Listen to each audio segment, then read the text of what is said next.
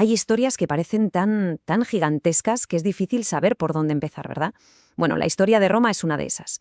Pero, para entenderla, para descifrarla, vamos a seguir dos tipos de pistas, como si fuéramos detectives. Por un lado, la curiosidad de quien aprende, y por otro, la perspectiva de quien ya conoce el terreno.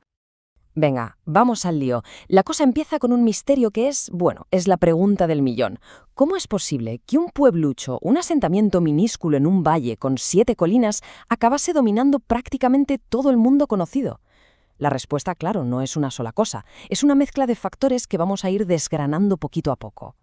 Y para hacerlo, como decía, tenemos a nuestros dos guías. Imaginaos, por un lado, el cuaderno de un estudiante, lleno de preguntas, de curiosidad pura. Y por el otro, la mirada del experto, que nos va a dar los detalles, el contexto, el porqué de las cosas. Y es de la mezcla de los dos de donde vamos a sacar la clave de todo esto. Bien, para resolver este gran misterio hay que empezar por el principio de todo. Y cuando digo el principio, no me refiero a los emperadores ni a las legiones. No, mucho antes de eso. El primer capítulo de la historia de Roma lo escribió el propio paisaje.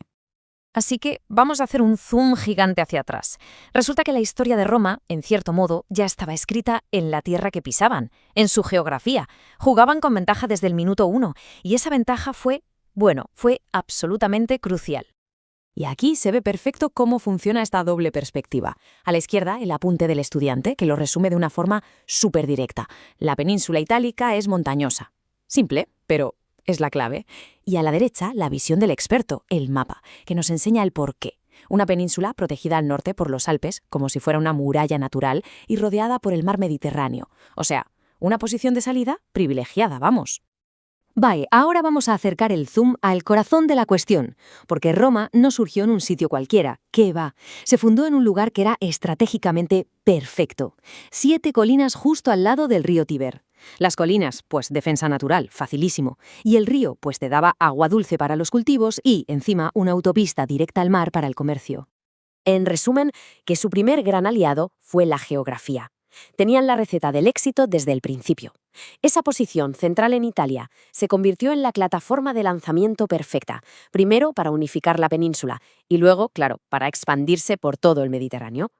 Venga, pasamos de la tierra a la gente. En su momento de máximo esplendor, Roma era una auténtica metrópolis, ¿eh? Hablamos de más de 1 millón de personas. Pero era una ciudad de contrastes brutales, una ciudad profundamente dividida. La sociedad romana era básicamente una pirámide. Muy simple, en la cima, los patricios, una minoría de familias súper ricas y poderosas. En medio, la gran mayoría, los plebeyos, comerciantes, artesanos, la gente normal. Y en la base de todo, los esclavos, que no tenían ningún derecho. Eran considerados propiedad, como si fueran una silla o una mesa. Y esta división se veía clarísimamente en sus casas. Por un lado tenías la domus de los ricos, que eran una pasada, lujosas, con patios, jardines, todas las comodidades. Y por otro lado la ínsula de los pobres, edificios atestados, mal construidos, sin agua corriente, sin cocina, sin baño. Literalmente eran 2 ciudades distintas viviendo una encima de la otra. Y ahora viene algo que es, de verdad, muy curioso. A ver, si vivías en una de estas ínsulas sin cocina, ¿qué hacías para comer? Pues te ibas a los thermopolia. ¿Y qué eran? Pues mostradores de comida caliente. Vamos, que inventaron la comida para llevar hace 2000 años. Una solución súper práctica. Y para el ocio, los romanos no se andaban con chiquitas, pensaban a lo grande, a una escala monumental. El Coliseo, su anfiteatro más famoso para las luchas de gladiadores, podía meter a 50.000 espectadores. Para que nos hagamos una idea, como un estadio de fútbol de primera división de hoy en día. Pero es que eso no es todo. El circo máximo, donde hacían las carreras de carros, podía albergar a 150.000 personas. 3 veces más. Es una escala de entretenimiento masivo que, sinceramente, sigue siendo una auténtica locura a día de hoy. Vale, vamos a dar un paso atrás para ver el cuadro completo. Para que un imperio tan enorme funcionase, hacía falta un plan maestro. Hacía falta una ingeniería absolutamente genial. Y no solo para construir edificios, sino para resolver problemas a una escala que nadie había visto jamás.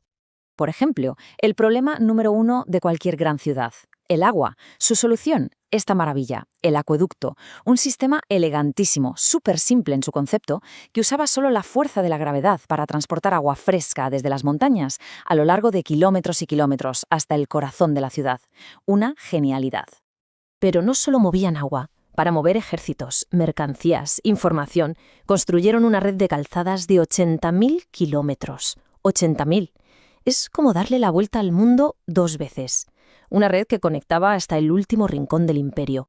Pero quizá su mayor obra de ingeniería no fue de piedra, sino de ideas. Hablo del derecho romano.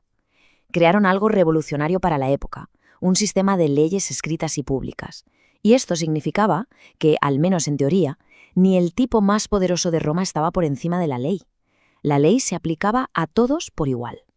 Y todo esto nos lleva a la parte final. Porque, a ver, el Imperio Romano cayó, eso lo sabemos todos, pero sus ideas, su lengua, sus innovaciones siguen resonando hoy en día. Su eco, de alguna manera, todavía está entre nosotros. El legado más obvio, el que usamos todos los días, está en nuestras palabras. El latín, el idioma de Roma, es el padre de lenguas como el español. Los ejemplos son súper claros. De pater viene padre, de mater, madre. Sin darnos ni cuenta, cada día usamos pedacitos de la antigua Roma al hablar. Pero el eco va muchísimo más allá. La idea de que las leyes tienen que estar por escrito, el concepto de república, el uso del hormigón y el arco en la construcción, o incluso nuestro calendario de 365 días, todo eso son herencias directas de la civilización romana. El famoso dicho de que todos los caminos llevan a Roma fue literalmente cierto gracias a esa red de calzadas, pero hoy su significado es mucho más profundo. Simboliza que muchos de los caminos de nuestras ideas, desde la ley a la política, también tienen su origen allí, en aquella ciudad que empezó sobre 7 colinas. Y así terminamos con una pregunta, para darle unas vueltas. ¿El imperio como tal cayó? Sí. Pero si su huella sigue tan viva, tan presente en nuestras leyes, en nuestras ciudades, en nuestras palabras, ¿de verdad se puede decir que Roma desapareció por completo? Ahí lo dejo.